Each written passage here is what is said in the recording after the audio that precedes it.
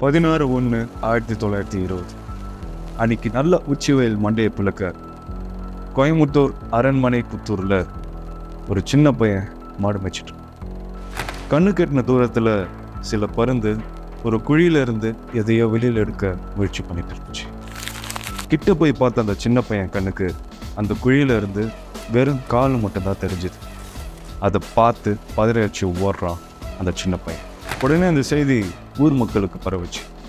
ஊர் மக்கள் கூட்டமாக அந்த குழியை உத்து கவனிக்கிறப்போ தலையில்லாத முண்டை மட்டும் இருந்துச்சு. பெரும்பான்மையான சதைப்பகுதி சிதைந்து வெறும் எலும்புக்கூடு மட்டும்தான் இருந்துச்சு. எலும்புக்கூட்டோட மேல் பகுதியில் ஒரு சட்டையும் இடுப்புக்கு கீழ்ப்பகுதியில் ஒரு வேஷ்டியும் மட்டும்தான் இருந்துச்சு. உடனே இந்த செய்தி போலீஸ்கிட்ட போச்சு. ஆனால் போலீஸ் எந்த ஒரு நடவடிக்கையுமே எடுக்கல. யாரோடைய சடலம் அது? கொலையார். வெறும் எலும்புக்கூடு மட்டும்தான் இருக்குதுன்னா அப்போ இந்த கொலை ரொம்ப நாளைக்கு முன்னாடியே நடந்திருக்கணுமே. போலீஸே எதுவுமே தலையிடலைன்னா அப்போ இது பெரிய இடத்து விவகாரமாக இருக்குமோ? என்ன நடந்துச்சு வாங்க பேசுவோம். இது மோன்நெக்ஸ் வழங்கும் தி வினய். நான் உங்கள் ரகுராம்.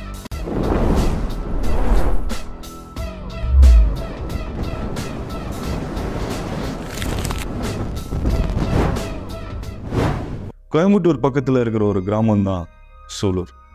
நான் தப்பாக எதுவும் சொல்லலைங்க. அப்போ அது ஒரு கிராமம்தான். இப்போ தான் கோவையில் ஒரு பெரிய பகுதியாக மாறிப்போச்சு. இந்த சம்பவம் நடந்த காலகட்டத்தில் சூலூர் ஒரு கிராமம்தான். அதாவது 1920 சூலூர் கிராமம் ஒரு ஜமீனுக்கு சொந்தமான இடம். சூலூர் ஜமீனுக்கு சுமார் 4000 ஏக்கரில் நிலம் இருந்துச்சு. சூலூர் ஜமீனை சேர்ந்த குடும்பங்களில் ஒருத்தவன் தான் சுப்பாராவ். அளவில்லாத பணம் இருந்ததுனால ஆடம்பரமாக வாழ்ந்த அவனுக்கு 40 ஏக்கரில் ஒரு பெரிய பங்களா, பெரிய தோட்டம், கிராமன்னு சகல வசதியோட சும்மா ஜம்முன்னு வாழ்ந்தான். குடி கூத்து மட்டும்தான் சந்தோஷமான வாழ்க்கைன்னு அவன் நினச்சிட்டு இருந்தான். அது மட்டும்தான் அவனோட லட்சியமாகவும் வச்சுட்டு இருந்தான் சுப்பாராவ். 16/1/1920 அன்னைக்கு கோயம்புத்தூர் அரண்மனை புத்தூரில் ஆடு மேய்ச்சிட்டு இருந்த சின்ன பையன் பார்த்த அந்த சடலத்தை பற்றி கோயம்புத்தூர் காவல்துறை துணை கண்காணிப்பாளருக்கு ஒரு தந்தி அனுப்புனாரு முகம் தெரியாத ஒருத்தர். அதில் அரண்மனை புத்தூரில் ரொம்ப நாளாக தலையில்லாத முண்டை கிடக்குது. ஊர் மக்கள் போயிட்டு வரப்போ அதை பார்த்துக்கிட்டு இருக்காங்க. காவல்துறை எந்த ஒரு நடவடிக்கையுமே எடுக்கல அப்படின்னு எழுதியிருந்தார். உயர் அதிகாரிகளோட உத்தரவுக்கு அப்புறம் 25/1/1920 அன்னைக்கு காவல்துறை விறுவிறுப்பாக விசாரணையில் இறங்கினாங்க. ஆனால் அதுக்குள்ளார அந்த உடல் அழுகி போய் துர்நாற்றம் வீச ஆரம்பிச்சிருச்சு. சடலத்திலிருந்து எடுக்கப்பட்ட சட்டையும் இடுப்புக்கு கீழே இருந்து எடுக்கப்பட்ட வேஷ்டியிலிருந்து போலீஸுக்கு ஒரே ஒரு குழு தான் கிடச்சிது. அதுதான் வேஷ்டியில் சலவை தொழிலாளர்கள் போடுற அடையாள குறி. நம்ம இதை இங்கே கட் பண்ணி இன்னொரு கேரக்டரை இன்ட்ரோ பண்ணுறோம். குருசாமி பிள்ளை. 1920 காலகட்டத்தில் ஃபோட்டோகிராஃபர் வேலைனா ரொம்ப பெரிய வேலை, கௌரவமான ஒரு வேலையாக இருந்துச்சு. கோயம்புத்தூரில் குருசாமி பிள்ளைன்னு ஒரு ஃபோட்டோகிராஃபர் இருந்தார். அவருக்கு செபாஸ்டின் ஒரு பையனும் கிருபாபாயின்னு ஒரு மகளும் இருந்தார். 13/1/1920 அன்னைக்கு அதிகாலையில் 2 பேர் வந்து, ஏனுங்க இந்த படம் பிடிக்கிறதுக்கு எம்புட்டுங்க ஆகும், நம்ம நீலாம்பூரில் கோவில் பஜனை இருக்குது, அதை படம் பிடிக்கும், நீலாம்பூர் பாதையில் குளத்தூரில் நின்று எல்லாத்தையுமே படம் பிடிக்கணுங்க, பார்த்து பண்ணுங்க, காசெல்லாம் ஒரு விஷயமே இல்லைங்க, அதெல்லாம் பார்த்து பேசிக்கலாமுங்கன்னு இப்படி தான் அவரை புக் பண்ணாங்க. அன்னைக்கு மதியம் குருசாமி வீட்டுக்கு குதிரை பூட்டிய ஜர்க்கா வண்டி வந்துச்சு. குருசாமியும் அவரோட கேமராவை எடுத்துக்கிட்டு குதிரை வண்டியில் ஏறி அவரோட மனைவிக்கிட்டேயும் மகள்கிட்டேயும் நான் போயிட்டு சாயந்தரம் வந்துடுறேன், பார்த்து பத்திரமா இருங்கன்னு கிளம்புனார். கிளம்புனவர் வீடு திரும்பவே.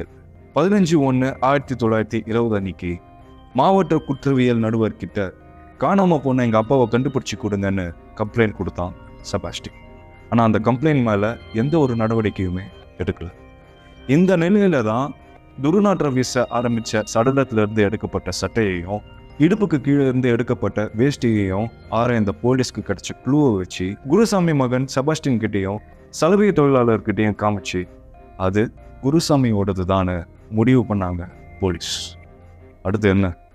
வழக்கமான விசாரணை தான். அப்போது குருசாமியை கொண்டது யார்?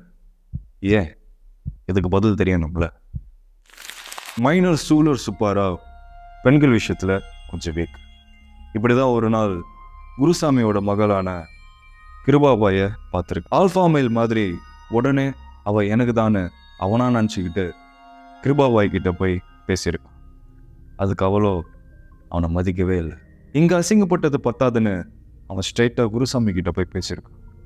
அதுக்கு அந்த நல்ல மனுஷனும், தம்பி, என் பொண்ணுக்கு இப்போ தான் கல்யாணம் நிச்சயமாக இருக்கு, அவளை ஒரு கத்தோலிக்க கிறிஸ்தவனுக்கு கல்யாணம் பண்ண போகிறோம், நீ தயவு செஞ்சு எங்களை தொந்தரவு பண்ணாதப்பான்னு சொல்லி அனுப்பியிருக்காரு. அதுக்கப்புறம் தான் குருசாமியை கொண்டு இருக்காங்க. அப்போது கொலை செஞ்சது சுப்பாராவ் தானா? 13/1/1920 அன்னைக்கு குருசாமி வீட்டுக்கு வந்து அவரை கூட்டிகிட்டு போனது 2 பேர். ஒன்று முகமது கவுஸ், இன்னொருத்தவன் பொன்னுசாமி ராஜ். இவங்க 2 பேருமே சுப்பாராவோட அடியாட்கள். இவங்க 2 பேரையும் விசாரிக்கிறப்ப தான் இவங்க 3ஆவது ஆளாக இன்னொருத்தவனை கை காமிச்சிருக்காங்க. அவன் ஒண்டிப்புத்தூரில் புகையில வியாபாரம் செய்கிற சுப்பாராவோட நெருங்கிய நண்பனான நஞ்சப்ப செட்டி. இன்னொருத்தவனையும் போலீஸ் கைது பண்ணியிருக்கு. ஆனால் அவன் அப்ரூவராக மாதிரி மெஜிஸ்ட்ரேட்டில் ஒப்புதல் வாக்குமூலம் கொடுத்ததுனால அவனை இந்த கேஸ்லேருந்து ரிலீஸ் பண்ணிட்டாங்க. அவன் கொடுத்த வாக்குமூலத்தில் சுப்பாராவ், முகமது கவுஸ், பொன்னுசாமி ராஜ் அவங்க மூலியமாக குருசாமியை பொய்க்காரனை சொல்லி கடத்தி கொளத்தூர் போயிட்டு இருக்கிற வழியில் இந்த கேங் இருட்டுற வரைக்கும் காத்திருந்திருக்காங்க.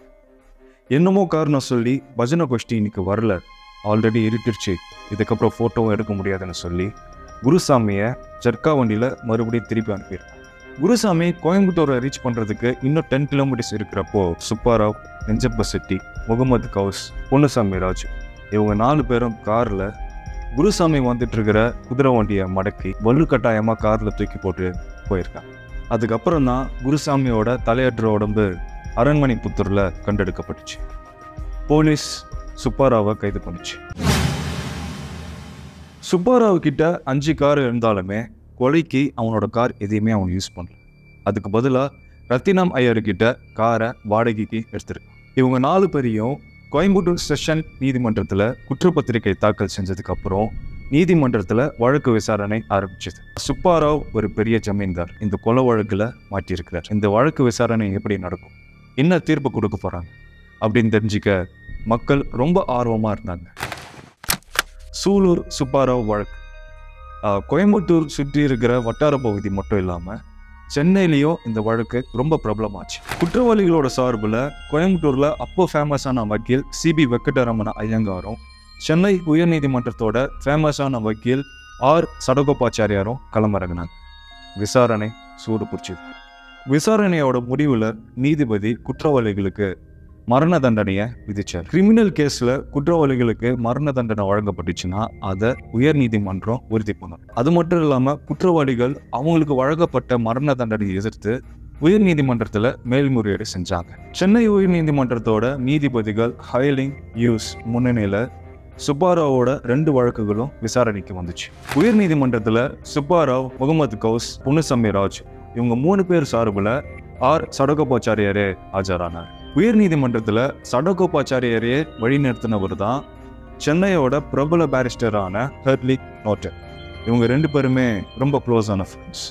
அதனால சடகோபாச்சாரியார் இந்த வழக்குக்காக கல்கட்டால இருந்து ஹெர்லி நோட்டனை இங்க வர வச்சார். வழக்கம் போல ஹெர்லி நோட்டன் அவரோட வாத திறமையை வச்சு ப்ராசிக்யூஷனோட வாதத்தை தவிடுபடியாக்கி, யுவர் ஆனர், சுப்பாராவ் குருசாமியை கடத்தி கொண்டு போய் கொல்லணும்னு அவருக்கு எந்த நோக்கமும் இல்லை. கிருபாபாய் சுப்பாராவை ஏற்றுக்கலன்னா அவர் கிருபாபாயை தானே கடத்திருக்கணும், ஏன் அவங்க அப்பாவை கடத்தணும்? சுப்பாராவோட 5 கார்களும் ரிப்பேர் ஆனதுக்கு சாட்சி என்கிட்ட இருக்கு. இந்த சுச்சுவேஷன்ல தான் அவர் வாடகைக்கார அவரோட ஓன் பர்பஸ்க்காக யூஸ் பண்ணியிருக்காரு. அதுல என்ன தப்பு இருக்கு? சுப்பாராவை பயன்படுத்தின கார்ல ரத்தக்கரை இருக்குன்னு சொல்றாங்க. சுப்பாராவ் அந்த காரை பயன்படுத்தினது ஜனவரி மாதம் 13ஆம் தேதி. போலீஸ் அந்த காரை பறிமுதல் செஞ்சது ஜனவரி மாதம் 24ஆம் தேதி, அதுவும் உடுமலைப்பேட்டையில்.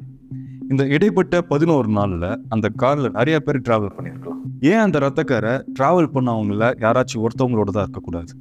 இல்லை, இது குருசாமியோட ரத்தக்கரை தான் அப்படின்னு நிரூபிக்க அரசு தரப்புல எந்த ஒரு சாட்சியும் நீதிமன்றத்தில் தாக்கல் செய்யவும் இல்லை.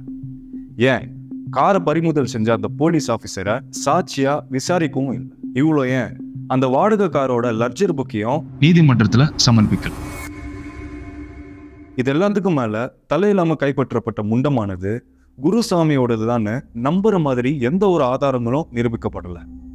வெறும் ஆடையில இருக்கிற சலுவக்குரிய மட்டும் வச்சு இறந்து போனது குருசாமி தானே எப்படி நிரூபிக்க முடியும்? கோயம்புத்தூர் ஜில்லால துவைக்கப்படுற எல்லா ஆடைகளிலுமே சலுவக்குறி இருக்கதானே செய்யும். இறந்து போன உடம்புல இருக்கிற சதைய தின்னு அதை எலும்பு கூட ஆக்கின பருந்துகளும் ஓநாய்களும் அதே உடம்பு மேல இருக்கிற வேஷ்டியையும் சட்டையும் மட்டும் எப்படி விட்டு காவல்துறை தான் சடலத்துக்கு சலவை கூறி அடங்கின வேஷ்டியையும் சட்டையையும் மாட்டி விட்டுருக்காங்க. இது முழுக்க காவல்துறையால் ஜோடிக்கப்பட்ட வழக்கு. உண்மையாலுமே குருசாமி இறந்துட்டாரான்னு இன்னும் தெரியவே இல்லை. ஒருவேளை குற்றவாளிகளை தூக்கில போட்டதுக்கு அப்புறம் குருசாமி திரும்ப வந்தாருன்னா இறந்து போன குற்றவாளிகளுக்கு இந்த நீதிமன்றத்தாலையும் யாராலையும் மறுபடியும் உயிரோட கொடுக்க முடியுமா? முடியாதுன்னு தண்ணி கூட குடிக்காம வாதாடி முடிச்சாரு ஹர்ட்லி நாட்டன். ஹர்ட்லி நாட்டனோட பிரமாதமான வாத திறமையை கேட்ட நீதிபதிகள் காவல்துறை இந்த வழக்கை சரியா விசாரிக்கல. இறந்து போனது குருசாமி தானே இன்னும் கன்ஃபார்ம் ஆகல. காவல்துறை இந்த வழக்கில் அமைதி காத்ததுனால கோயம்புத்தூர் போலீஸ் மேலே டிபார்ட்மெண்டல் ஆக்ஷன் எடுக்கணும்னு காவல்துறை ஐஜி கிட்ட உத்தரவு போட்டார். குற்றவாளிகளையும் ரிலீஸும் பண்ணார். விடுதலையான சுப்பாராவ் அவனோட நடவடிக்கையில் எந்த ஒரு மாற்றமும் இல்லை. வழக்கம் போல் அவன் நல்லா ஜாலியாக. சில வருஷம் கழிச்சு 1925 வருஷம் ஏப்ரல் மாதம் 9 சேலம் பக்கத்தில் இருக்கிற கண்ணம்பாளையத்தில் அவனோட தோட்டத்தில் அவன் கொலை செய்யப்பட்டான். அவன் கூட சேர்ந்து அவனோட அடியாட்கள் 2 பேரும் கொலை செய்யப்பட்டாங்க. அவனை யாரு கொன்னான்றது இன்னி வரைக்கும் அவிழ்க்க முடியாத ஒரு முடிச்சியாவே இருக்கு. எப்படியோ ஊர் மக்களுக்கு சுப்பாராவ் கொலை செய்யப்பட்டதில் நீதி நிலைநாட்டப்பட்டுச்சின்னு பேசிக்கிட்டேன். மறுபடியும் அடுத்த கிரைம் ஸ்டோரியில் நான் உங்களை சந்திக்கிறேன். பாய்.